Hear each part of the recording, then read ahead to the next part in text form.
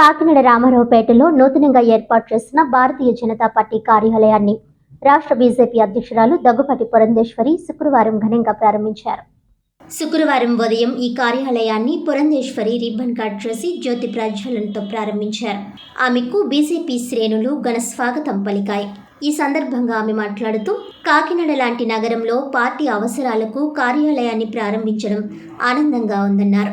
దేశంలో మోడీ సర్కార్ని మళ్లీ దేశ ప్రజలు కోరుకుంటున్నారని చెప్పారు.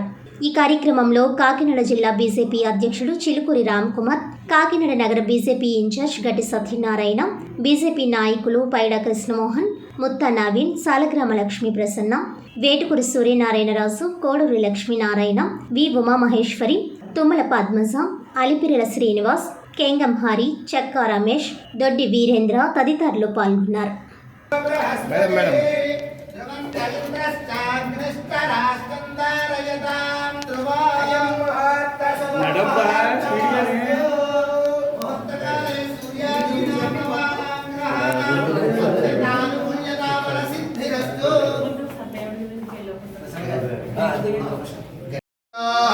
విశ్వానినా దుర్గః జాతవేదస్సింధన్ననావాజరితాస్మాకం భాగ్యవితాతనూనాం ప్రతనాజితగం సాహమానమగ్రమగ్నిగం భువేమ పరమా సదస్తాద్ సనః పరిచిదుర్గాని విశ్వాక్షామద్దేవాదిదు. జిల్లాలకి వెళ్ళాలని చెప్పి నిర్ణయించడం జరిగింది.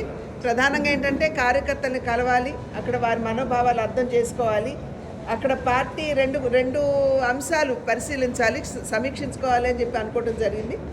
ఒకటి, సంస్థాగతంగా పార్టీ ఏ మేరకు బలంగా ఉంది, ఇక మున్ముందు ఇంకా ఏ విధంగా బలోపేతం చేసుకోవాలి అనేటువంటి అంశం.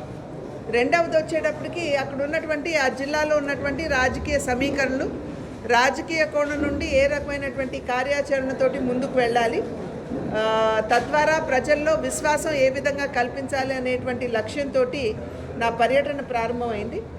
ఈ కాకినాడ జిల్లాతోటి నేను 22 జిల్లాలు ముగించుకున్నట్లు అవుతుంది. కనుక వెళ్ళిన ప్రతి చోట కూడా కార్యకర్తల్ని ప్రధానంగా కలవడం, వారితో మాట్లాడడం, వారి మనోభావాలు అర్థం చేసుకోవడం. ఈ సందర్భంలో ఎక్కడికి వెళ్ళినా కూడా ప్రతి జిల్లాలో ఆంధ్ర రాష్ట్రం, ప్రత్యేక ఆంధ్ర రాష్ట్రం ఏర్పడిన తర్వాత అనుకున్న స్థాయిలో అనుకున్న మేరకు భారతీయ జనతా పార్టీ రాష్ట్రానికి తన సహకారాన్ని అందించడం లేదు అనేటువంటి ఒక అపవాదు భారతీయ జనతా పార్టీ మీద వేయడం జరిగింది. అయితే ఇవాళ మనం అర్థం చేసుకోవాల్సినటువంటి విషయం, రాష్ట్రంలో ఏదైనా సరే అభివృద్ధి కార్యక్రమం జరుగుతున్నది అంటే ఈ 10 సంవత్సరాల కాలంలో ఇది సంపూర్ణంగా కేంద్ర ప్రభుత్వ సహకారంతో జరుగుతున్నది అనేటువంటి విషయం ప్రజలు గుర్తిస్తున్నారు అని చెప్పి నేను భావిస్తున్నాను. పాత్రికేయ మిత్రులందరికీ ముందుగా నా నమస్కారాలు తెలియజేస్తున్నాను. నేను రాష్ట్ర అధ్యక్షురాలుగా, భారతీయ జనతా పార్టీ అధ్యక్షురాలుగా రాష్ట్రం అంతా కూడా పర్యటించాలి అనేటువంటి సంకల్పంతో పర్యటన ప్రారంభిస్తే ఇవాళ కాకినాడ జిల్లాతోటి 22 జిల్లాలు నేను ఇప్పటికీ నా పర్యటన పూర్తి చేసుకోవడం జరిగింది.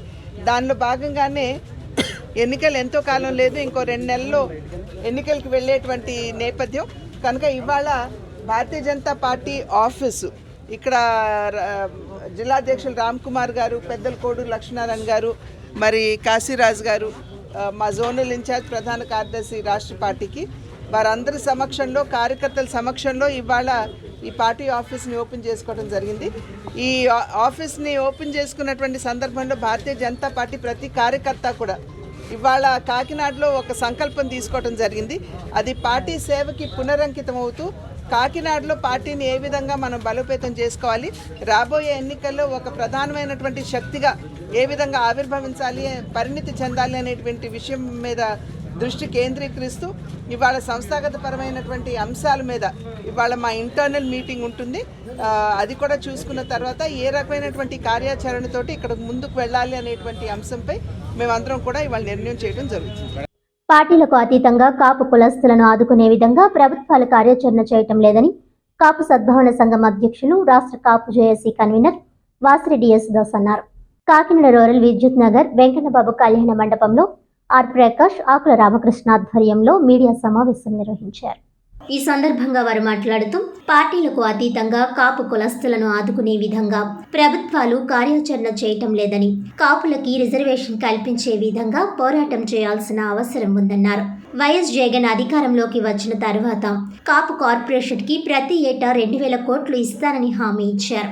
ఇప్పటికీ 5 సంవత్సరాలకు కలిపి 10,000 కోట్లు ఇవ్వాల్సి ఉందని, జగన్ కాపులకు ఇచ్చిన హామీని నెరవేర్చకుండా ఎన్నికలకు వెళ్తే తగిన గుణపాఠం చెప్పడానికి సిద్ధంగా ఉన్నామని ఆయన తెలిపారు. జనవరి 3వ తేదీన విజయవాడలో కాపు, ఒంటరి, బలిజ కులాల జేఏసీ ఆధ్వర్యంలో రౌండ్ టేబుల్ సమావేశం నిర్వహించి భవిష్యత్ కార్యాచరణపై చర్చిస్తామని తెలిపారు.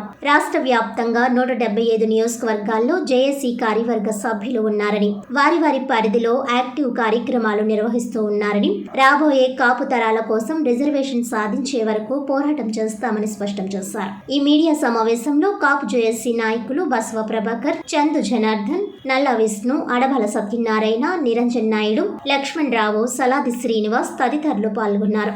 కాపు, తెలగ, బలిజ, ఒంటరి కులాలకి తీవ్ర అన్యాయం జరిగిందని రికార్డెడ్ గా పబ్లిక్ గా చెప్పడం జరిగింది.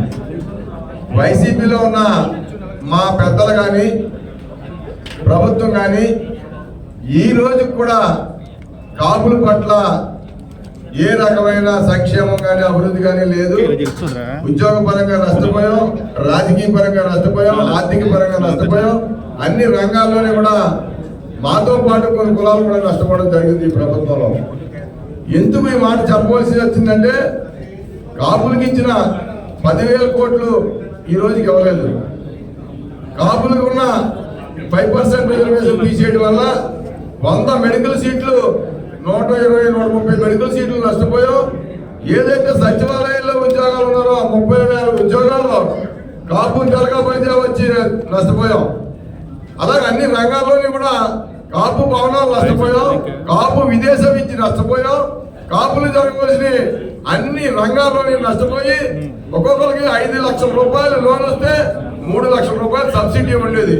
అటువంటిది కూడా ఈ ప్రభుత్వం వచ్చాక 1 రూపాయి కూడా గేదెలు కొనుక్కోమని కానీ, ఆవులు కొనుక్కోమని, వ్యాపారం చేసుకోమని కానీ ఎక్కడ ఇచ్చిన పాపాన్ని ప్రభుత్వం పోలేదు.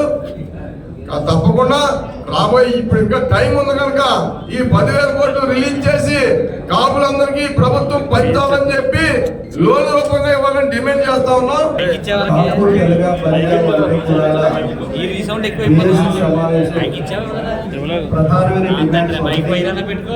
కాపుల యొక్క రిజర్వేషన్, ఈడబ్ల్యూసీ రిజర్వేషన్ 5% తక్షణం పునరుద్ధరించాలి. వాటి అమలుకు ఆల్రెడీ జీవోలు ఉన్నాయి, ఉత్తర్వులు పాటించమని ఉన్నాయి. ఎటువంటి కోర్టు అడ్డంకులు లేకపోయినా దాన్ని ఆపేయడం అనేది కాపు, తెలగ, జేఏసీ, ఒంటరి ఖండిస్తూ ఉంది. అట్లాగే కాపు కార్పొరేషన్కి ఏటా 2,000 కోట్ల చొప్పున గౌరవ ముఖ్యమంత్రి గారు ప్రకటించిన విధంగా ఈ 5 సంవత్సరాలు 10,000 కోట్ల రూపాయలు ఇవ్వాలి. అది కూడా ఈ రోజు వరకు ఏ రకంగానూ చేయకపోవడం అనేది బాధాకరంగా కాపు చేసి తీవ్రంగా ఖండిస్తుంది.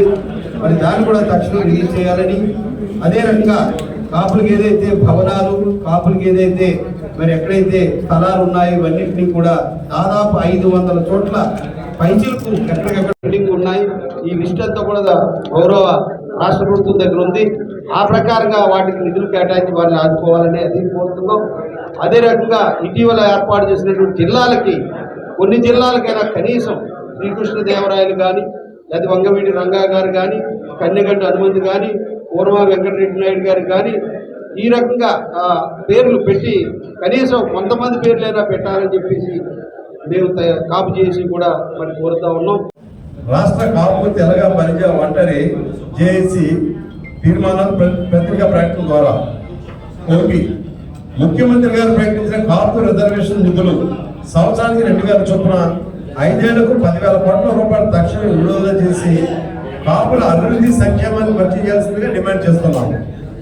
గత తెలుగుదేశం ప్రభుత్వం కాపులకు ఈడబ్ల్యూఎస్ కేటగిరీలో 5% రిజర్వేషన్ కల్పిస్తూ చేసిన యాక్ట్ నెంబర్ 14/2019 అమలు చేస్తూ MD3/2019 జారీ చేసిన జీవో నెంబర్ 45/2019ని తక్షణమే అమలు చేయాలని డిమాండ్ చేస్తున్నాము. కులాల వారీగా కులగణను తక్షణమే చేపట్టి రాష్ట్రంలో ఉన్న కాపు సామాజిక వర్గ వాస్తవ సంఖ్యను లెక్కించి దామాషా ప్రకారం విద్యా, ఉద్యోగ, ఉపాధి, రాజకీయ అవకాశాల్లో కాపులకు తగిన స్థానం కల్పించాలని డిమాండ్ చేస్తున్నాము. నూతనంగా ఏర్పడిన జిల్లాలకు స్వర్గీయ రంగా, పెరియార్ రామస్వామి నాయకర్, కన్నిగేటి హనుమంతులు, శ్రీకృష్ణ దేవరాయలు వంటి ప్రముఖుల పేర్లు పెట్టాలని డిమాండ్ చేస్తున్నాం. ఆంధ్రప్రదేశ్ జీవనాడి పోలవరం ప్రాజెక్టును సత్వరంగా నిర్మించాలని కోరుతున్నాం. కాపులకు వెనుకబడిన వర్గాలుగా ఎఫ్ కేటగిరీలో 5% రిజర్వేషన్ కల్పిస్తూ గత ప్రభుత్వం చేసిన బిల్లు నెంబర్ 33/2017 అమలు చేయడానికి ఒక చర్య తీసుకోవాలని కోరుతున్నాం.